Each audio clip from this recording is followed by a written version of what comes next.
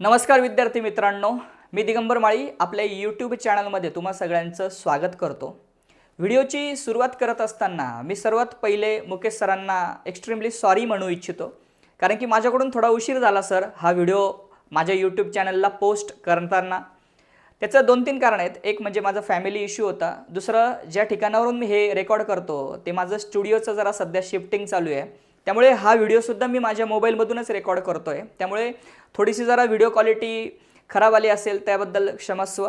आणि मी तुमचा व्हिडिओ बघितला, तुमच्यासोबत झालेला सगळा प्रकार त्या व्हिडिओमधून मला समजला। त्यानंतर मी दिनेश सरांचाही व्हिडिओ बघितला आणि भरपूर आपल्या महाराष्ट्रातील यूट्यूबर्स जे तुमच्या सपोर्टसाठी उतरले, त्यांनी प्रत्येकाने आपल्या यूट्यूब चॅनलवरून तुमच्यासाठीचा जो सपोर्ट दाखवला, खरंच मी सर्वांना हॅट्स ऑफ करतो। कारण कुठेतरी ज्यावेळेस काही गोष्टी घडतात तर त्यावेळेस आपल्याला सपोर्टची गरज असते आणि तो सपोर्ट सर्व यूट्यूबर्सने, सर्व एज्युकेटर्सने हा तुमच्यासाठी तर दाखवलाच, पण उद्या भविष्यात जर काही गोष्टी त्या ठिकाणी घडणार असतील तर त्या घडू नयेत यासाठी सुद्धा एक असं मला म्हणता येईल की एक वातावरण त्या ठिकाणी निर्माण झालं। आता मला सुद्धा या व्हिडिओमधून एक 3 गोष्टींवरती त्या ठिकाणी फोकस करायचं आहे। सो मी टप्प्याटप्प्याने सांगेल। सगळ्यात पहिले मला तर मुकेश सरांबद्दल बोलायचं आहे। मी नाशिकमध्ये राहतो आणि जेव्हा माझी मुकेश सरांसोबत ओळख झाली, फोनवरच त्यांनी एके दिवशी मला कॉल केला होता आणि तेव्हा आमचं थोडंसं डिस्कशन झालं। त्यांनी माझे काही यूट्यूबला व्हिडिओज बघितले होते आणि त्यांना माझे व्हिडिओ खरंच आवडले आणि त्यांनी स्वतःहून मला कॉल केला आणि मला काही गोष्टी सुचवल्या आणि हे आमची सुरुवातीची ओळख। त्यानंतर त्यांच्या एका नातेवाईकाचं लग्न नाशिकमध्ये होतं, तेव्हा त्या मॅरेज सेरेमनीला मुकेश सर इथे नाशिकमध्ये आले होते। तेव्हा त्यांनी मला आवर्जून कॉल केला आणि मलाही तिथे बोलवलं। आम्ही दिवसभर सोबत होतो। तिथून मग आम्ही इथे नाशिकमध्ये जे त्र्यंबकेश्वर क्षेत्र आहे, जिथे महादेवाचं ज्योतिर्लिंग आहे, तुम्हाला सगळ्यांना माहिती असेल, तर त्या ठिकाणी आम्ही गेलो होतो। आम्ही दर्शन घेतलं, त्यांची संपूर्ण फॅमिली होती, मी त्यांच्यासोबत होतो। नंतर ते माझ्या घरी आले, मग घरी थोडंसं आम्ही थोड्या गप्पा वगैरे झाल्या, आमच्या चहा नाश्ता वगैरे सगळंच झालं। पूर्ण दिवसभर आम्ही सोबत होतो। इतका मोठा माणूस, त्यावेळेस सरांच्या यूट्यूब चॅनलवरती खूप सारे सबस्क्रायबर होते आणि माझी जस्ट सुरुवात होती, पण सरांनी मला 1 मिनिटासाठी सुद्धा जाणवू दिलं नाही की आमच्यामध्ये खूप डिफरन्स आहे किंवा ते मला खूप सिनियर आहेत, अशातला काहीही भाग नव्हता। अगदी चांगला स्वभाव, समोरच्याला अजिबात अनकम्फर्टेबल फील होईल असं कुठलंही वर्तन त्यांच्या बाजूने नव्हतं आणि मला एकदम जवळच्या मित्रासारखे त्या ठिकाणी त्या दिवशी त्यांचा अनुभव भासला आणि तेव्हापासून आमची मैत्री जरा जास्त जवळची झाली। हा माझा पहिला अनुभव होता। त्यानंतर एक मला दुसरा प्रसंग त्यांच्यासोबत सांगायचा आहे। अर्थात दिनेश सर सुद्धा बऱ्याच जणांना कदाचित हे माहिती नसावं, जेव्हा दिनेश सर हे त्या ठिकाणी मॅथ्सचे त्यांचे व्हिडिओज यूट्यूब चॅनलवरती अपलोड करत होते आणि मुलांना शिकवत होते, तर एके दिवशी दिनेश सर आणि त्यांची टीम, त्यावेळेस दिनेश सरांसोबत फक्त आणि मुकेश सर होते आणि अजून एक फॅकल्टी असावी, तर त्यांना त्यावेळेस केमिस्ट्रीची गरज होती आणि बायोलॉजीची गरज होती त्यांच्या यूट्यूब चॅनलवर शिकवण्यासाठी एज्युकेटर म्हणून। तर त्यांनी मला अप्रोच केलं होतं की सर तुम्ही आमच्यासोबत कनेक्ट व्हावं। आणि माझ्यासोबत अजून एक फॅकल्टी होते, म्हणजे माझे पार्टनर होते जगदीश वाघ सर, ते केमिस्ट्री शिकवायचे। तर आम्हाला दोघांना त्या ठिकाणी दिनेश सर आणि मुकेश नायक सर, आमची झूम मीटिंग झाली, साधारण अर्धा-पाऊण तास 1 तास आम्ही त्यावरती डिस्कशन्स केले, आमची चर्चा झाली की कसं वर्कआउट करता येऊ शकतं, काय वर्कआउट करता येऊ शकतं, आमची ही चर्चा झाली। आणि त्यावेळेस मात्र आम्हाला खरंच म्हणजे दुर्दैव होतं ते की मी त्यांच्यासोबत कनेक्ट नाही होऊ शकलो आणि कारण की त्यावेळेस कोविडची सिच्युएशन होती, थोडं माझं यूट्यूब चॅनल पण मराठीमध्ये होतं, त्या सरांची रिक्वायरमेंट हिंदीमध्ये होती, हा एक पहिला प्रॉब्लेम होता। आणि दुसरा प्रॉब्लेम असा होता की नाशिकमध्ये माझ्यासाठी जे खर्च वगैरे असतात ते प्रचंड होते आणि त्यावेळेस मला इन्स्टंटली थोडी पैशांची गरज होती आणि हा जो प्रवास होता हा खूप मोठा प्रवास होता, एक 4-5 वर्षांचा प्रवास होता। त्यामुळे मी त्यावेळेस काही माझ्या फॅमिली रिझन्समुळे सरांसोबत कनेक्ट नाही होऊ शकलो। कुठेतरी आज मनामध्ये वाटतं की आपण त्यावेळेस सरांसोबत कनेक्ट झालं असतं तर it could be a different picture, पण काही हरकत नाही, शेवटी नशिबासोबत काय आपल्याला पुढे जाता येत नाही, हरकत नाही। जो एकंदरीत यांची जी टीम आहे ती एकदम व्यवस्थित काम करते, मुलांसाठी काम करते, हा अनुभव मला दुसऱ्यांदा आला।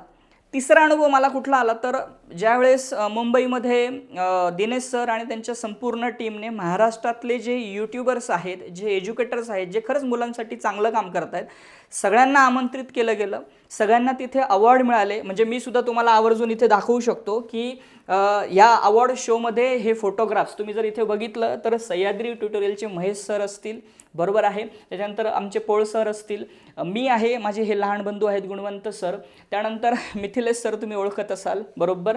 त्यानंतर इथे सोविंद सर आहेत. त्याच्यानंतर ही संपूर्ण टीम तुम्ही जर बघितली तर ही महाराष्ट्रातलीच टीम आहे. त्याच्यानंतर राहुल जेवाणी सर असतील आणि मुकेश नायक सर असतील, आता त्यांच्यासोबत बायोलॉजीला कनेक्ट झालेले सर असतील, आणि प्रशांत सर तर तुम्ही ओळखताच, न्यू इंडियन इरा. तर अशा पद्धतीने हे राहुल सरांचे लहान भाऊ आहेत. आमचं संपूर्ण त्या ठिकाणी पूर्ण प्रोग्राम हा त्या ठिकाणी मुंबईचा पूर्ण दिवसभर आम्ही एकमेकांसोबत होतो, सगळेजण इंटरॅक्ट झालो. दिनेश सरांच्या हस्ते मला तो अवॉर्ड मिळाला होता. आमचे लेजंड पवन वाघ सर सुद्धा तिथे होते. सो खूप छान इंटरॅक्शन सर्व एज्युकेटरची त्या ठिकाणी पूर्ण दिवसभर झाली. खऱ्या अर्थाने हा माणूस दिनेश सर त्या ठिकाणी त्या दिवशी सर्व एज्युकेटरसाठी जगला होता, कारण की त्या व्यक्तीने संपूर्ण एज्युकेटर्सचा त्या ठिकाणी रिस्पेक्ट हा जपला, प्रत्येकाला ॲप्रिशिएट केलं, प्रत्येकाचे एफर्ट्स त्या ठिकाणी त्यांनी खरंच खऱ्या अर्थाने प्रशंसा केली, आणि हा संपूर्ण जो काही प्रोग्रामचं नियोजन होतं ॲब्सोल्युटली फंटास्टिक झालेलं होतं. त्याच्यामुळे दिनेश सर असतील, मुकेश सर असतील, ते फक्त विद्यार्थ्यांसाठीच करतात अशातला भाग नाही आहे. शिक्षकांसाठी सुद्धा त्यांनी त्या दिवशी भरपूर मेहनत घेतली होती आणि घेतच असतात. म्हणून अशा व्यक्तीला सपोर्ट करणं हे खरंच खूप गरजेचं होतं. म्हणून मी हा व्हिडिओ त्या ठिकाणी बनवला. सो माझे हे सुरुवातीचे पॉईंट्स झाले. पण आता ही जी काही कॉन्ट्रोवर्सी घडली किंवा हे जे काही घडलं तर हे ऑलमोस्ट सगळ्यांनी त्याच्यावरती बोलून झालं आहे. मी परत बोलायचं म्हटलं तर कुठेतरी ते समोरच्याला कंटाळवाणं वाटेल, पण तरी पण मी एक सांगेल की मी सुद्धा एका ऑनलाईन प्लॅटफॉर्मसोबत कनेक्टेड होतो. मोठा ब्रँड आहे, त्या ब्रँडसोबत मी ऑलरेडी कनेक्टेड होतो. मी ऑलरेडी 2.5 वर्ष तिथे शिकवलं, आणि जेव्हा तो ब्रँड जेव्हा ती आमची कॅटेगरी होती, मी तिथे MST CET कॅटेगरीला शिकवत होतो आणि HSC बोर्ड कॅटेगरीला शिकवत होतो. तर तिथे ती कॅटेगरी जेव्हा त्यांना बंद करायची होती तर तेव्हा त्यांना मी तिथे रिक्वेस्ट केली होती की तुम्ही जर अचानक असं मध्ये बंद केलं तर विद्यार्थ्यांचं नुकसान होईल, विद्यार्थ्यांची पूर्ण बॅच कंप्लीट होऊ द्या आणि मगच ती कॅटेगरी बंद करूया. त्यांनीही ऐकलं माझं, आणि कॅटेगरी ही त्या ठिकाणी बंद झाली. संपूर्ण कोर्स कंप्लीट केल्यानंतर कुठल्याही विद्यार्थ्याचं नुकसान नाही झालं. तर कुठेतरी मला हे म्हणायचं आहे की ज्यावेळेस एक टीम काम करते तर त्या टीममध्ये एखादा मेंबर असेल, जसं आता मुकेश नायक सरांसोबत झालं आहे, तर त्यांच्या टीममधली जी व्यक्ती होती, ज्या व्यक्तीने त्या ठिकाणी क्विट केलेलं आहे किंवा कदाचित दुसरा प्लॅटफॉर्म जॉईन केला, तर त्या व्यक्तीने कुठेतरी हा विचार विद्यार्थ्यांचा करणं अपेक्षित होतं असं मलाही वाटतं, ॲज अ टीचर म्हणून, ॲज अ एज्युकेटर म्हणून. कारण कुठेतरी मुलांचं नुकसान होता कामा नये, हा पहिला अँगल आहे. आणि तुम्हाला खरं सांगू विद्यार्थी मित्रांनो, ह्याच भीतीमुळे मी माझं जे यूट्यूब चॅनल आहे ना ते इंडिव्हिज्युअली रन करतो. माझी टीम नाही आहे, मी फक्त एकटा आहे, आणि माझ्यासोबत जे टेक्निकल गोष्टी सांभाळण्यासाठी जे लोक लागतात ती आहेत. म्हणजे क्वेश्चन्स बनवणं असेल, PDFs बनवणं असेल, कोर्सेस बनवणं असेल, म्हणजे ती non technical team, non education related जी टीम म्हणतो आपण त्याला, जी सपोर्टिव्ह टीम असते ती टीम आहे. बाकी मी फक्त आणि फक्त बायोलॉजीच शिकवतो माझ्या यूट्यूब चॅनलवरती. बोर्ड असेल किंवा CET असेल किंवा माझे कोर्सेस पण बायोलॉजीसाठीच आहे. याच भीतीमुळे, कारण की मी सुद्धा विचार केला होता टीम बनवावी, कदाचित महेश सरांसोबत सुद्धा, महेश सर सह्याद्री ट्युटोरियल एकदम बरोबर, त्यांनाही असेच भरपूर अनुभव आलेले आहेत. तर ते सुद्धा फक्त PCMसाठीच त्या ठिकाणी दरवर्षी कोर्सेस रिलीज करतात, बायोची फॅकल्टी त्यांच्याकडे नाही आहे. तर कुठेतरी हा प्रॉब्लेम येतोच. पण आता मुकेश सरांना नवीन फॅकल्टी मिळालेली आहे. मुकेश सर, पुन्हा एकदा तुम्हाला सांगतो की भरभरून तुम्हाला विद्यार्थ्यांचं प्रेम मिळेल, त्याबद्दल काहीच शंकाच नाही आहे. जो व्यक्ती निर्मळ असतो, मनाने स्वच्छ असतो, त्याला थोडासा त्रास होतोच, पण त्याचं कॅरेक्टर साफ असतं, क्लीन असतं, त्याच्यामुळे डाग अच्छे होते. काही अडचण नाही सर, पुढे सरकूया आपण, अजून नव्या जोमाने विद्यार्थ्यांसाठी मेहनत घेऊया, आपण सगळेच घेऊया, त्याबद्दल काही वादच नाही आहे.